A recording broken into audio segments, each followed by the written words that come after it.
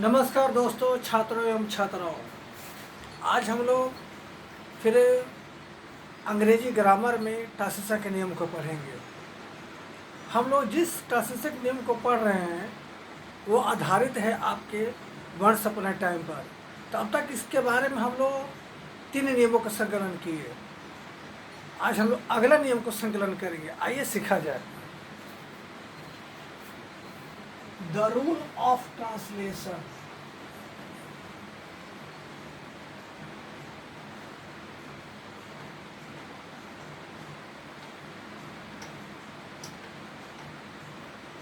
Based on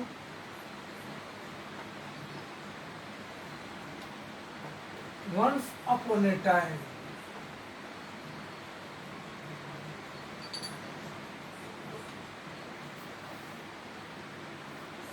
कौन सी video है?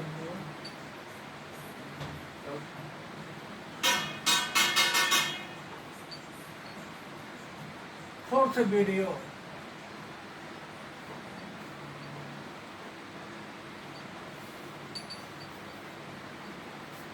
Section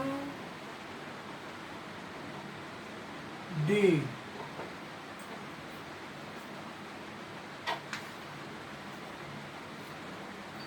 There are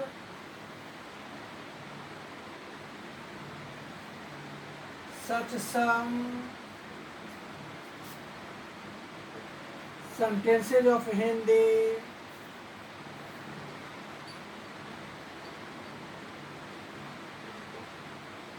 which are affirmative in the past tense.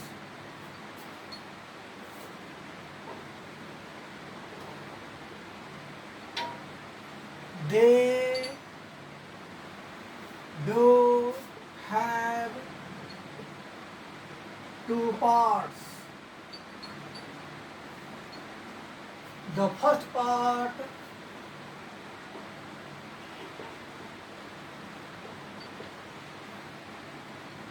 begins with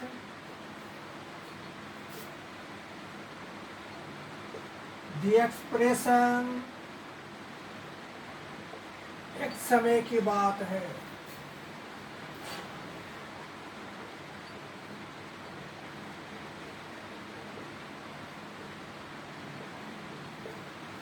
The second sentence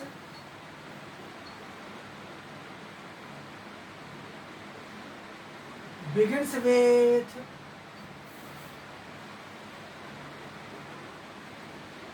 the word of Hindi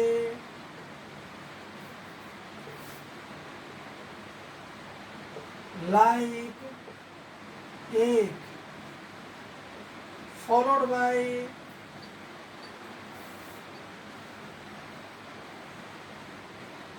the verb form था, थी, थे। In the second sentence,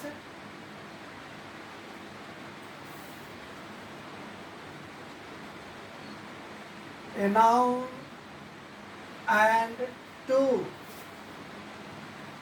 adjectives come together. The noun refers to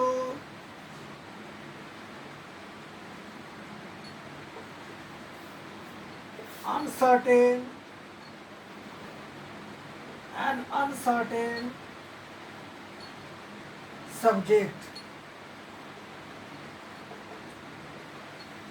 We can translate as follows.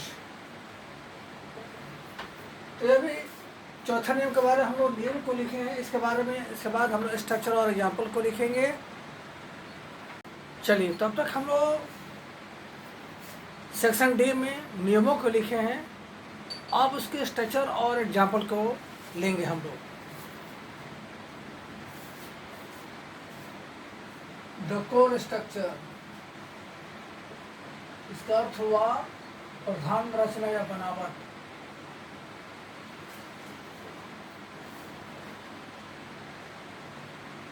once upon a time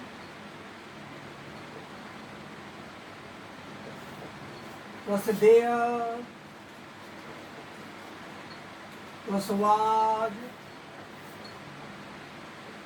an, plus adjective, plus and, plus adjective, plus noun. यह हम लोग का मुख्य बनावट या रचना। अब इस पर हम लोग कुछ एग्जाम्पल्स ले। भर्बी ग्रेसिया, इसका मतलब होता है उदाहरण।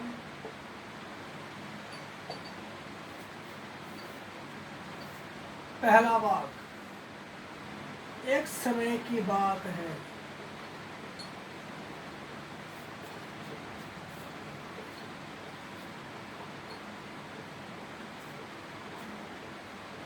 एक महान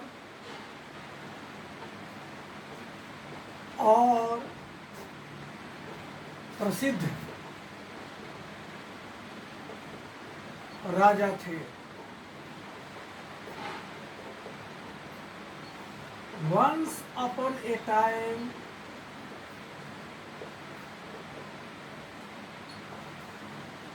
there was a great and famous king। अगला एग्जाम्पल है, एक समय की बात है।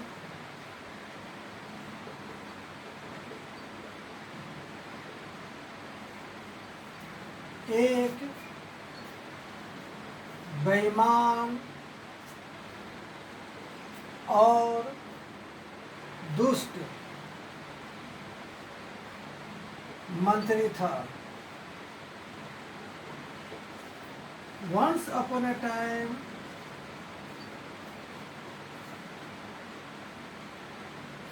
there was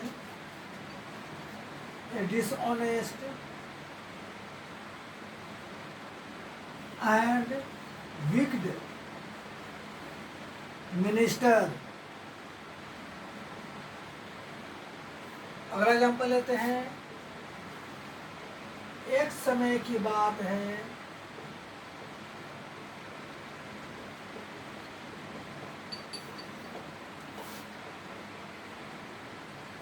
एक सुंदर और आकर्षक परी थी। Once upon a time